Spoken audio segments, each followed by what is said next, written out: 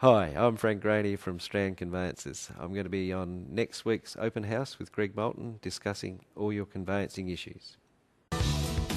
Welcome back, ladies and gentlemen. Google it, Brocky. Brand new section called Google it. Well, we've got a top man to lead the show off with. Who's that? Frank. Oh, Frank. How are you? Welcome. Frank Graney. And Frank, welcome, Strand Conveyancing. And you're going to talk to us a little bit about conveyancing. But just before you do, you must be fit, mate. You just got back from a 300-kilometre bike ride through the bottom part of Italy. Is that right? Yeah, but you don't have to be fit to do that, Brocky. Just lots of pizzas. Hey, pigs, I reckon I'd go about 3 kilometres, absolute tops, mate. Oh, we took it pretty easy. 300 kilometres, really? Yeah. That is unbelievable. Very Good on well you. done. Enjoy it? Loved it. You must be very excited on the inside about that, Frank. I'm a conveyancer. We're very straight. Gee, you can see how excited he is, ladies and gentlemen. Conveyancers, accountants, I think they come out of the same pit. Frank, a couple of questions. Where does settlement fit into the buying and selling process? Well, we think it's the most important part of it. That's when the money it all comes through, happens. so yeah, pretty important. I think there's a lot of work that goes into it that a lot of people don't understand, and we try and make it as smooth as possible for everybody. So where does it actually come in? I've sold the property to Estelle, signed all the documentation. When do you take over? Well, the agent gets us the paperwork, contract, and All the contracts and forms and so on, yep. We check all that. If we can either be acting for the vendor or the purchaser, and I strongly suggest that should only act for one party. That's an there's a important conflict point. of interest, isn't it, if you're acting for both? You know, you start taking sides. Yeah, and you can't help it. It doesn't matter who you are. You find yourself taking sides. So. Can I just say, if Brocky, jump in, if there was an actual issue or a problem with the settlement and you were looking after both the buyer and the seller, how do you work that out? Because I'm assuming the conveyancer would have something to do with that. Well, we actually have to let the buyer and seller know, and in fact, we actually have to withdraw from one or the other. The other. No, actually have to offer the withdrawal from both. Oh, okay. Oh, really? Well, it's interesting, isn't it? Because in real estate sales, it's illegal to act for both parties, so you can only act for one or the other, and you're paid a commission accordingly.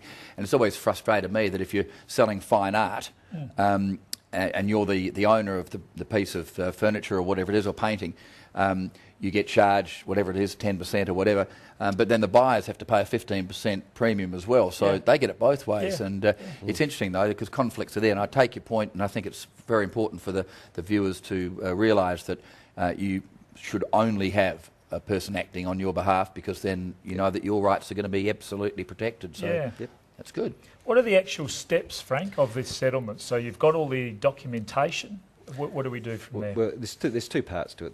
If you're acting for the vendor, and in most cases, the vendor has a mortgage. Not all cases, but most cases, the vendor has a mortgage. So we actually have to make sure there's a clear title for the purchaser to buy. What's clear title mean? Clear title means no charges on the title whatsoever. No encumbrances, no workman's liens, No no money owed. caveats. Yeah, okay. And no mortgage by the time settlement comes through. That's all paid out. It all happens. So I can't leave my mortgage with the property, Brocky. You get a huge mortgage. People try. People try.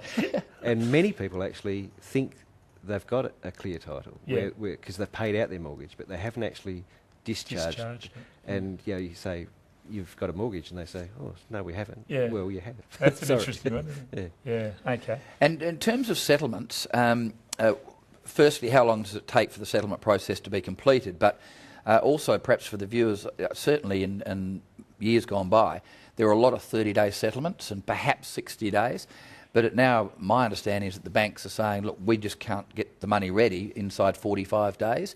And so a lot of buyers are still signing contracts on 30-day settlements, which really are never going to be through on time. And does that cause a problem with the settlements being delayed? Well, I think it's a fact. There's no doubt that it's taking longer for banks to deal with the money. We can do a settlement in a day if they're in town, because we can actually take the paperwork out, get it signed and be ready. But the money from the institution is the thing that holds it up, isn't it? That's right. So if there was no money owed, if there was a clean title, no money needed to be sorted out, you can basically do it in 24, 48 hours. Yep. Okay. But. Big but. That is There's rare. always a but. That is rare. Right. And I think probably the most important thing here is with regard to agents selling and saying, is it worthwhile making it 45 instead of 30 or 60 instead of 45. The problem is you can actually just push the problem out further. Right. I don't think the banks actually start until later. Yeah.